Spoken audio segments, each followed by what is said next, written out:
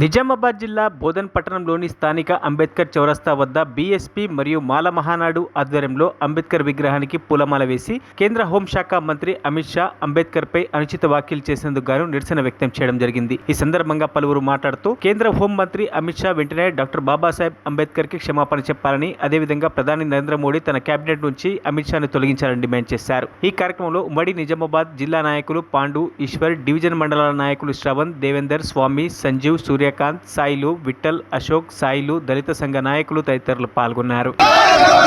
జోహార్ doctor Babasaheb Ambedkar, జోహార్ doctor Babasaheb Ambedkar, వర్ధిల్లాలి భారత రాజ్యాంగం, వర్ధిల్లాలి భారత రాజ్యాంగం. మాలమనాడు మరియు అదేవిధంగా బహుజన్ సమాజ్ పార్టీ ఆధ్వర్యంలో అంబేద్కర్ చౌరస్తాలో నిరసన కార్యక్రమం చేపట్టడం జరుగుతూ ఉంది.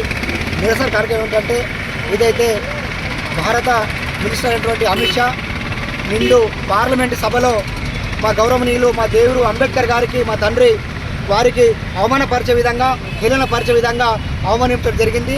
దానికి నిరసిస్తూ, ఖండిస్తూ ఈరోజు బోధన్ డివిజన్లో ఈరోజు నిరసన కార్యక్రమం తెలియజేస్తూ ఉన్నాము. అదేవిధంగా హెచ్చరిక తెలియజేస్తూ ఉన్నాము.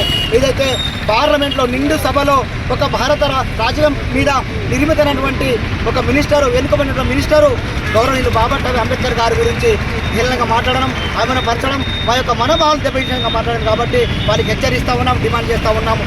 ఏదైతే ప్రపంచ మేధావి అంబేద్కర్ గారు, లేదా అంబేద్కరే మా ఇన్స్పిరేషన్, అంబేద్కరే మా దేవుడు, అంబేద్కరే మా మోటివేషన్, ఇలాంటి వ్యక్తిని, ప్రపంచ మేధావి వ్యక్తిని, ప్రపంచం గౌరవించే వ్యక్తిని నీవు ఒక మినిస్టర్గా ఉండి నిండు సభలో పార్లమెంట్లో అవమానపరిచయం మాట్లాడమంటే నీ సంగతి తక్షణమే మేము చూస్తాం, నీ అంతు చూస్తామని చెప్పేసి ఖబర్దారని చెప్పేసి వేదిక ద్వారా హెచ్చరిస్తాం. ఏదైతే భారతదేశంలోనే కాదు, ప్రపంచంలో ప్రతి మానవుడు గుండె పేదవులు బాబాసాహెబ్ పేరు చెప్పడానికి సంతోషిస్తాయి.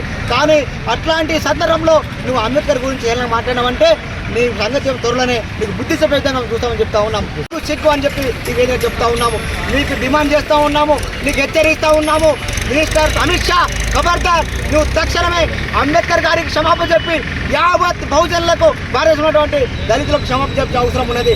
అంబేద్కర్ గారికి దండేసి బాలాభిషేకం నువ్వు చేయకపోతే, ఏదైతే నిండు సభలో హేళన చేసిన మాట్లాడినావు, అదే నిండు సభలో నువ్వు అంబేద్కర్ గారికి క్షమాపణ చెప్పాలి.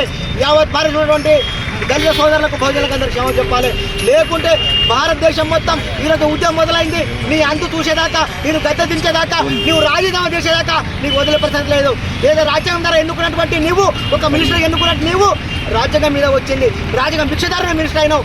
అలాంటి వ్యక్తిని నువ్వు కించపడుతున్నావు అంటే నీ సంగతి మేము త్వరలో చెప్తాం. నిన్ను గద్దె దింపకుంటే నీ రాజ్యాంగం చేసే విధంగా మేము చేస్తాం. భారతదేశం మొత్తం అగ్నికుగ్రమై ఉద్యమాన్ని ఉధృతి చేసే విధంగా వదలం. నీకు మరొకసారి హెచ్చరిస్తూ ఉన్నాం, డిమాండ్ చేస్తున్నాము.